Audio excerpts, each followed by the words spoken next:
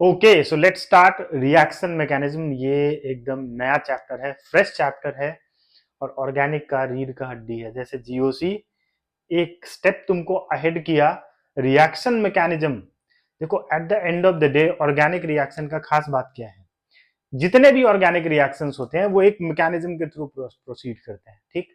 क्योंकि organic reactions का speed जो होता है in comparison to inorganic reaction relatively थोड़ा स्लो रहता है, रिलेटिवली स्लो रहता है, ठीक? तो हम लोग इसके प्रोग्रेस को मॉनिटर कर सकते हैं। कैसे मॉनिटर करोगे? और मैकेनिज्म के थ्रू ही मॉनिटर कर सकते हैं, राइट? तो ये जो चैप्टर है रिएक्शन मैकेनिज्म, अगर इसको बहुत अच्छे से समझ लिया तो तुमको हर जब तुम आगे आने वाले चैप्टर्स में तुम ये चीज देखोगे कि इसी का एप्लीकेशन होगा हर जगह, राइट? कितने प्रकार के, कितने different types of reaction mechanisms होंगे? पहले तो कितने डिफरेंट टाइप्स ऑफ रिएक्शंस होंगे, फिर उसका क्या क्या मैकेनिज्म होता है, सबको एक एक चीज को एकदम डिटेल में करेंगे हम लोग इस चैप्टर में। तो सफिशिएंट टाइम देने वाले हैं इस चैप्टर को, right? And this is highly important chapter, बहुत ही ज्यादा इंपॉर्टेंट है, राइट? तो मिस मत करना, एक एक वीडियो अच्छे से देखना है इस चैप्टर के, राइट? और अभी अभी तक अगर सब्सक्राइब नहीं किया हो तो प्लीज सब्सक्राइब। ओके, चलो काम पे आते हैं सीधा सीधा। रिएक्शन मैकेनिज्म, आई होप कि तुम लोगों ने जीओसी के क्वेश्चंस लगा लिए हैं भाई। अगर नहीं लगाए हो तो क्वेश्चंस लगाओ, वीडियो देखो क्वेश्चंस लगाओ, वीडियो देखो क्वेश्चंस लगाओ। जितना मैक्सिमम क्वेश्चंस लगाओगे उतनी प्रैक्टिस होगी, जितनी ज्यादा प्रैक्टिस होगी उतना आसान रहेगा एग्जाम में उस क्वेश्चन को बनाना, राइट? तुम पहले से प्रैक्टिस करके गए रहोगे एग्जाम के अंदर, तो तुम्हारा probability of doing that question और doing that problem correctly will be greater, right? अचानक से तुम वहां पे गए और अचानक से जाके एकदम फ्रेश नया क्वेश्चन दिखा और उसको कर रहे हो, ऑब्वियस सा बात है कि गलती होने के चांसेस ज्यादा हैं या फिर नहीं होने के चांसेस बहुत ज्यादा हैं। So it is highly advisable to please solve questions. जो जो बोला गया है एटलीस्ट एक किताब को निपटा दो, चाहे तुम एम एस चौहान को निपटा दो या तो तुम हिमांशु पांडे को निपटा दो या अपने मॉड्यूल को करो। इन तीनों में से कुछ भी कर लो, बट अगर किसी दो चीज को करते हो, मॉड्यूल प्लस कोई एक किताब, that will be very beneficial for all of you. Okay, so please follow these things, it is highly recommended. Okay, so let's come back to the video. Reaction mechanism, सबसे पहली बात, reaction intermediate हम लोगों ने GOC में पढ़ा था। Quick recap करें तो रिएक्शन इंटरमीडिएट क्या है? रास्ते में जो बनता है उसको इंटरमीडिएट बोलते हैं। तुमने रिएक्टेंट लिया, बीच में इंटरमीडिएट बनेगा, फिर प्रोडक्ट बनेगा, राइट? किसी किसी रिएक्शन में इंटरमीडिएट नहीं बनता है, उसमें ट्रांजिशन स्टेट बनता है और प्रोडक्ट बनता है, right? But most of the reaction जो होगा ऑर्गेनिक में उसमें इंटरमीडिएट बनेगा। तो इंटरमीडिएट कौन कौन है फटाफट से रिकैप कर लेते हैं। कार्बोकेटायन है पॉजिटिव चार्ज वाला, जैसे मान लो CH3+, ये कार्बोकेटायन है। दूसरा क्या था? कार्बन आयन है। कार्बन आयन क्या था? जैसे मान लो CH3 के ऊपर कौन सा चार्ज डाल दिया? माइनस, ये कार्बन आयन है। ये इलेक्ट्रॉन डेफिशिएंट है, इलेक्ट्रॉन डेफिशिएंट है। ये इलेक्ट्रॉन रिच है, इलेक्ट्रॉन रिच है, राइट? और क्या हो सकता है प्यारे बच्चों? तीसरा है फ्री रेडिकल। फ्री रेडिकल किसके जैसा होता है? कार्बोकेटाइन के जैसा होता है। ये भी इलेक्ट्रॉन डेफिशिएंट होता है। ये भी कैसा होता है? Electron deficient. इसको भी इलेक्ट्रॉन की कमी रहती है। नेक्स्ट कौन है? नेक्स्ट है कार्बीन। नेक्स्ट कौन है? कार्बीन। कितने प्रकार के हैं? दो प्रकार के। कौन कौन से? सिंगलेट और ट्रिपलेट, ठीक है? सिंगलेट में दोनों इलेक्ट्रॉन एक ही ऑर्बिटल में जाता है और ट्रिपलेट में दोनों ऑर्बिटल में एक एक इलेक्ट्रॉन जाता है। और ट्रिपलेट ज्यादा स्टेबल होता है क्योंकि वो हुन्स रूल को फॉलो करता है। सिंगलेट कम स्टेबल होता है क्योंकि वो हंस रूल को फॉलो नहीं करता है। कार्बिन के बाद कौन सा था? नाइट्रीन था। एक ही जगह पे बनता है, मैंने बताया था, असाइल नाइट्रीन। और एक और बताया था मैंने, कौन सा? Benzene. So these are the reaction intermediates. अगर तुमने ये वीडियो नहीं देखा है तो जीओसी में है रिएक्शन इंटरमीडिएट का वीडियो, दो वीडियो है, प्लीज जाके उसको देखो। उसके बाद इस चैप्टर पे आओगे तो और ज्यादा समझ में आएगा और मजा भी आएगा, ठीक है? So these are the reaction intermediates, right? Okay, चलो। अटैकिंग रिएजेंट्स भी हम लोगों ने देख लिया है। अटैकिंग रिएजेंट कौन है भाई? जो तुम रिएक्टेंट लेते हो उसको अपन सबस्ट्रेट बोलते हैं। रिएक्टेंट में जिसका मात्रा ज्यादा रहता है और जिसकी रिएक्टिविटी कम रहती है उसको सबस्ट्रेट बोलते हैं। तो सबस्ट्रेट पे अटैकिंग रिएजेंट अटैक करेगा। अब अटैकिंग रिएजेंट बेसिकली दो प्रकार का है, कौन कौन है? Electrophile, nucleophile. Electrophile generally electron deficient होता है, राइट? इलेक्ट्रोफाइल को ऐसे E प्लस से दिखाते हैं और न्यूक्लियोफाइल को हम लोग Nu माइनस से दिखाते हैं। ये इलेक्ट्रॉन रिच होता है, या तो लोन पेयर हो या नेगेटिव चार्ज हो या पाई बॉन्ड हो, ठीक है? जैसे मान लो कि पानी है, पानी में ऑक्सीजन पे लोन पेयर है तो ये न्यूक्लियोफाइल है। अमोनिया है, लोन पेयर है, न्यूक्लियोफाइल है। OH माइनस है, नेगेटिव चार्ज है। CH3 माइनस है, नेगेटिव चार्ज है, राइट? H माइनस है, नेगेटिव चार्ज है। या फिर अगर पाई बॉन्ड आ गया किसी के पास, CH2 CH2 ये हो गया, या बेंजीन हो गया, ये सब तुम्हारा क्या है? न्यूक्लियोफाइल है। ये इलेक्ट्रॉन रिच के कैटेगरी में आता है। These are electron rich. Electrophile होता है इलेक्ट्रॉन डेफिशिएंट, जैसे H प्लस हो गया, राइट? CH3 प्लस हो गया, AlCl3 हो गया। AlCl3 क्यों एक इलेक्ट्रोफाइल है? क्योंकि AlCl3 में एल्युमिनियम के पास वेकेंट ऑर्बिटल है, ठीक है? तो इलेक्ट्रोफाइल न्यूक्लियोफाइल मैंने बहुत ही डिटेल में कराया हुआ है जीओसी के अंदर, जाओ उसको करो अगर नहीं किया है तो, ठीक? इलेक्ट्रोफाइल न्यूक्लियोफाइल, ये these two are attacking reagents. ये सबस्ट्रेट के ऊपर जाके क्या करता है? अटैक करता है, ठीक? दो प्रकार का है। ओके,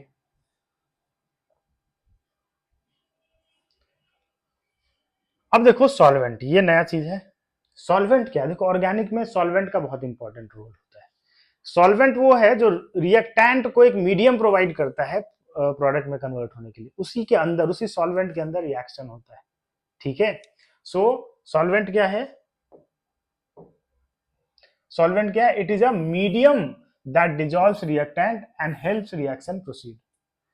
रिएक्टेंट को डिजोल्व करके और रिएक्शन को आगे प्रोसीड करने में मदद करता है, ठीक? उसको हम लोग क्या, ये बेसिकली एक मीडियम प्रोवाइड करता है जिस मीडियम के अंदर रिएक्शन हो रहा होता है। और ये मीडियम बहुत सारी चीजों को डिसाइड करता है, ठीक? अगर डिफरेंट टाइप्स ऑफ सॉल्वेंट लोगे तो रिएक्शन अलग अलग तरीके से चल जाएगा, ठीक है? तो इट कैन स्टेबिलाईज आयन।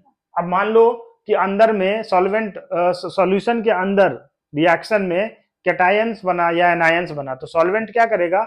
उसमें force of attraction, dipole dipole attraction या आयन डाइपोल अट्रैक्शन के थ्रू, जो तुमने केमिकल बॉन्डिंग में पढ़ा होगा, आयन डाइपोल अट्रैक्शन के थ्रू उसको सॉल्वोलिसिस करवाता है या उसका सॉल्वेशन करवाता है या उसका हाइड्रेशन करवाता है और उसकी स्टेबिलिटी को बढ़ाता है। न्यूक्लियोफाइल अगर है, मान न्यूक्लियोफाइल अगर रिएक्शन के अंदर है तो न्यूक्लियोफाइल को स्टेबलाइज करेगा। कार्बोकेटाइन बना उसको स्टेबलाइज करेगा, राइट? तो it can stabilize ions. Solvent का काम क्या है? ये आयंस को स्टेबलाइज कर सकता है। It can affect nucleophilicity. अब मान लो कोई न्यूक्लियोफाइल है और उसका सॉल्वेशन होने लगा चारों सब, मान लो पानी सॉल्वेंट है तो चारों तरफ से न्यूक्लियोफाइल को पानी ने घेर लिया आयन डाइपोल अट्रैक्शन से, ठीक है? अब ये तुम सोच रहे हो कि ये चल क्या रहा है?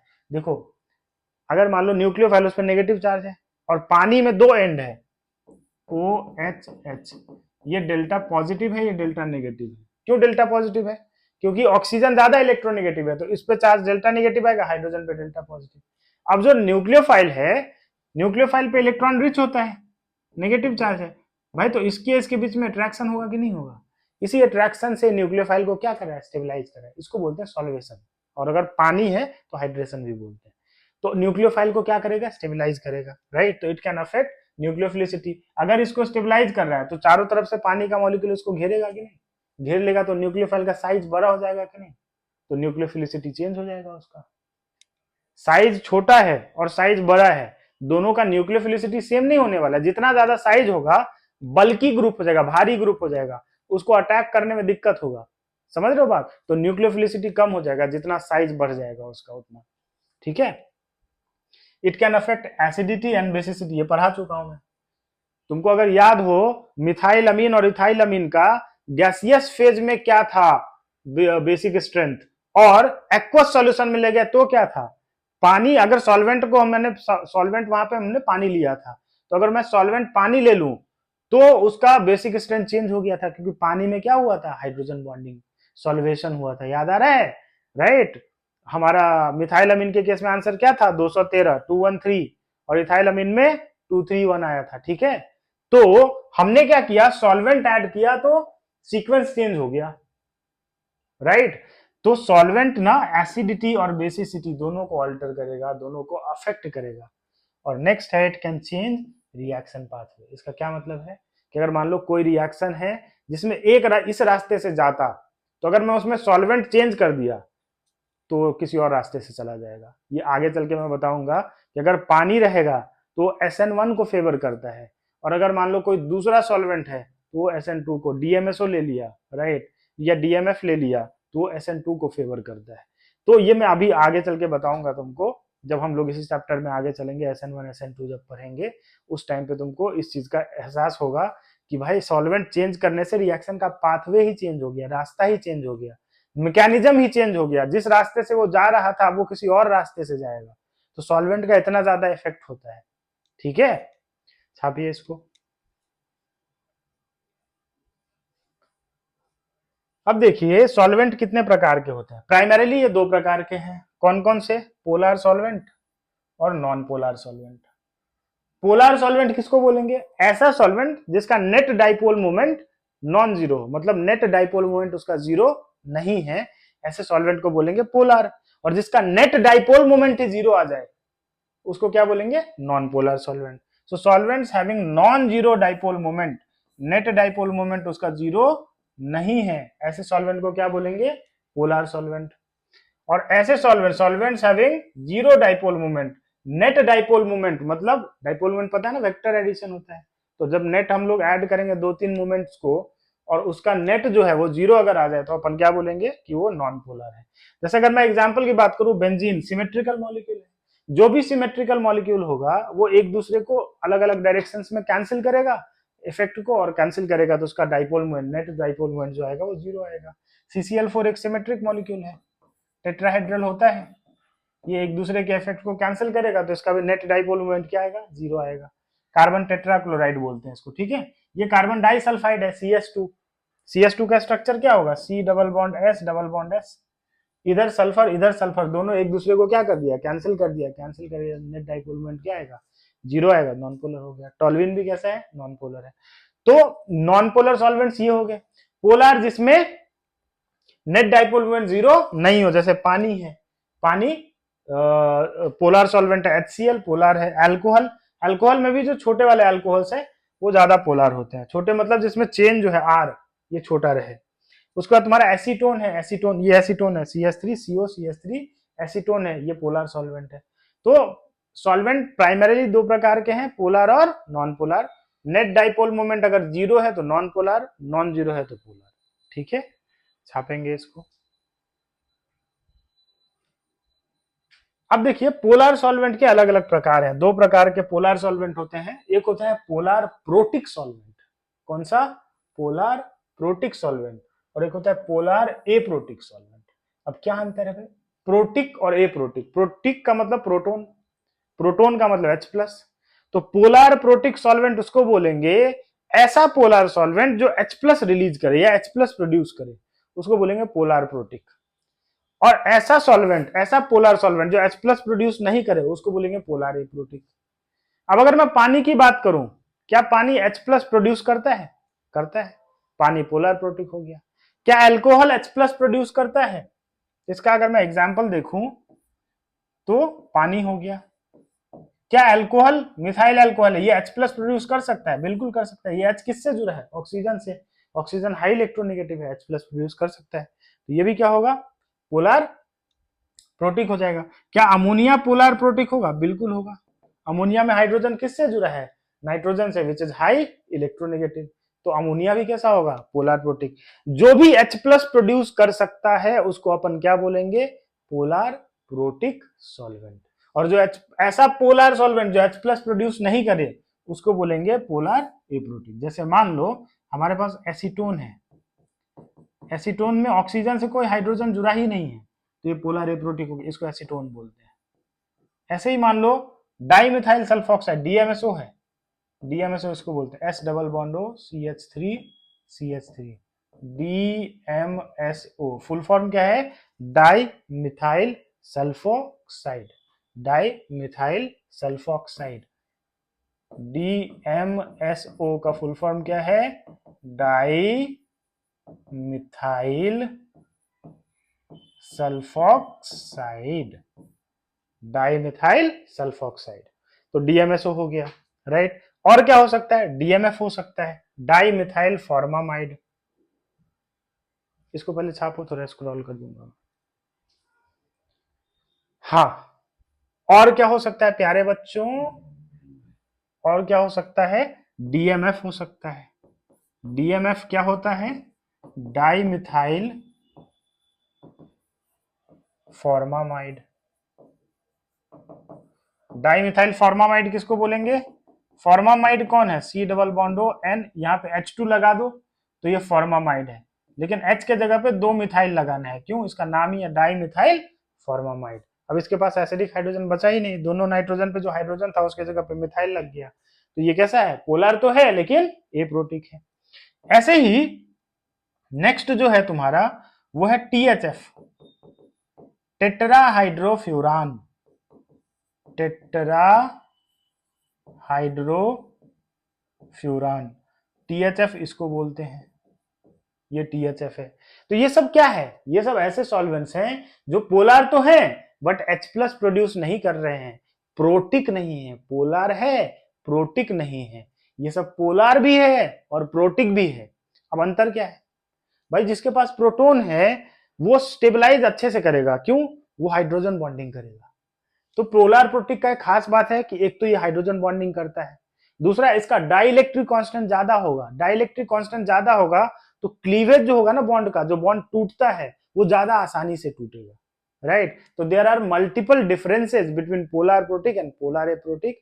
मेजर डिफरेंस जो है वही है कि एक तो हाइड्रोजन बॉन्डिंग करता है, राइट, कर सकता है, मतलब करने वाला भी होना चाहिए ना, ऐसे थोड़ी सबके साथ कर लेगा। तो हाइड्रोजन बॉन्डिंग कर सकता है और ये बॉन्ड को तोड़ने में ज्यादा सहूलियत प्रदान करता है क्योंकि इसका डाइलेक्ट्रिक कांस्टेंट जो होता है वो ज्यादा होता है। जनरली हम लोग पानी को ही पोलर प्रोटिक सॉल्वेंट पे यूज करते हैं, कभी कभार अल्कोहल को यूज करते हैं, और जनरली पानी को यूज करते हैं, राइट। और पानी तुमको पता है यूनिवर्सल सॉल्वेंट होता है, ठीक। तो पानी तो बहुत ही इंपॉर्टेंट है, ध्यान रखना। और पानी हाइड्रोजन बॉन्ड तो करता ही करता है कि नहीं? अगर मैं अल्कोहल की बात करूं, क्या अल्कोहल पानी में डिजोल्व होता है? तुमने देखा होगा, पक्का ही देखा होगा, अल्कोहल पानी में डिजोल्व होता है, देखा है ना? हाँ, तो पानी में डिजोल्व होता है। अब समझ क्यों पानी में डिजोल्व होता है? क्योंकि अल्कोहल पानी के साथ हाइड्रोजन बॉन्ड बनाता है। जैसे अगर मान लो मैं लेता हूं मिथाइल अल्कोहल और इसको पानी में डाल दिया तो इसके पास लोन पेयर, इसका हाइड्रोजन पानी के साथ क्या करेगा? H बॉन्ड बनाएगा, हाइड्रोजन बॉन्ड। और इसी वजह से अल्कोहल पानी के अंदर क्या होता है? डिसॉल्व होता है। तो इफेक्टिव बात यह है कि एक तो ये हाइड्रोजन बॉन्डिंग करेगा और दूसरा इसका डाइलेक्ट्रिक कांस्टेंट ज्यादा है तो क्लीवेज आसानी से करेगा, ठीक। तो these are the two different solvents, polar protic and polar aprotic solvent. कृपया छापेंगे इसको।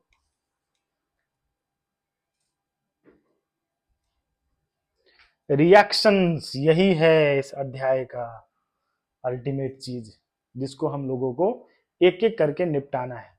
एक एक करके सबको कर पढ़ लेंगे हम लोग। सबके अलग अलग टाइप्स है। अब जैसे सब्स्टिट्यूशन ही है तो सब्स्टिट्यूशन में न्यूक्लियोफिलिक सब्स्टिट्यूशन और इलेक्ट्रोफिलिक सब्स्टिट्यूशन दोनों चीज आता है। अब न्यूक्लियोफिलिक सब्स्टिट्यूशन के अंदर अलग अलग टाइप्स ऑफ न्यूक्लियोफिलिक सब्स्टिट्यूशन है। उसमें SN1 है, SN2 है, SNAI है, सॉरी SNAR है, SNI है, राइट। इस सब को हम लोग एक एक करके निपटाने वाले हैं। मेनली इसमें जो इंपॉर्टेंट है अभी जो हम लोग को पढ़ना है वो SN1 और SN2 पढ़ना है। तो सब्स्टिट्यूशन, न्यूक्लियोफिलिक सब्स्टिट्यूशन, सब्स्टिट्यूशन में न्यूक्लियोफिलिक सब्स्टिट्यूशन में क्या होगा? एक आएगा दूसरा जाएगा, कोई जाएगा मतलब एक लिविंग ग्रुप होगा और एक न्यूक्लियोफाइल अटैक करेगा। तो किसी के जगह पे दूसरा न्यूक्लियोफाइल आ रहा है, इसलिए इसको क्या बोलते हैं? Substitution reaction, right. एक आ रहा है दूसरा जा रहा है, और अगर न्यूक्लियोफाइल आ रहा है तो हम बोलेंगे न्यूक्लियोफिलिक सब्स्टिट्यूशन, अगर इलेक्ट्रोफाइल आ रहा है तो हम बोलेंगे इलेक्ट्रोफिलिक सब्स्टिट्यूशन, ठीक है। एलिमिनेशन, एलिमिनेशन में क्या होगा कि कुछ चीजें हट रही होंगी, सिर्फ हट ही रही होंगी, कुछ ऐड वैड नहीं हो रहा होगा।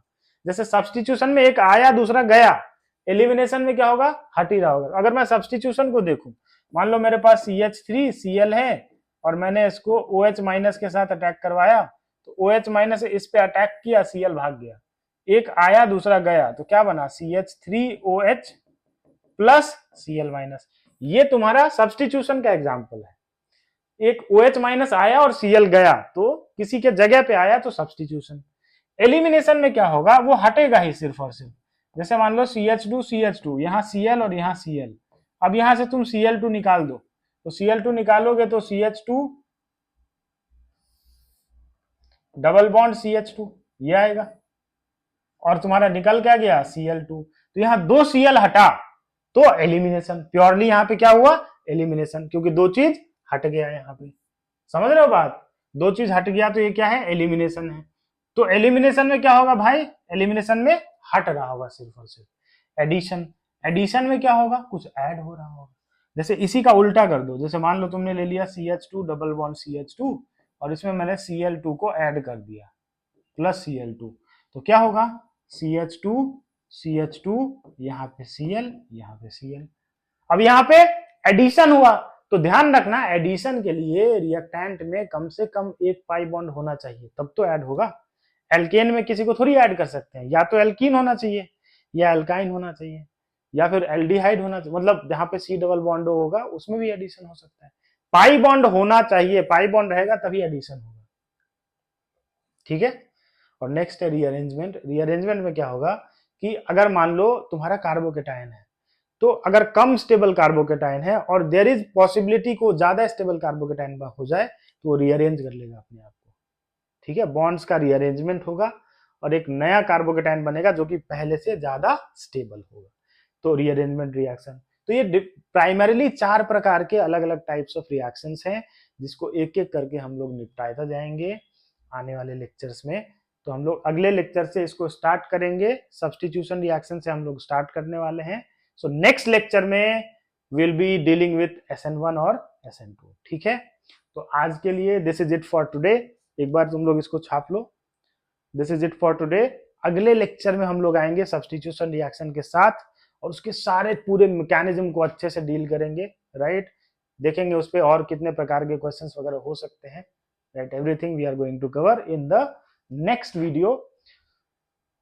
प्लीज फॉलो, जरूर फॉलो एज इन सब्सक्राइब जरूर कर लो, राइट। और शेयर जरूर कर देना, कमेंट करो भाई, तुम लोग कमेंट ही नहीं करते हो, कमेंट करो, तुमको अच्छा लगे, जैसा भी लगे, अच्छा लगे खराब लगे कमेंट करो। कुछ सजेशंस अगर देने हो तो सजेशंस दो, please do comment, okay. Thank you everyone, will be catching up in the next video, thank you so much.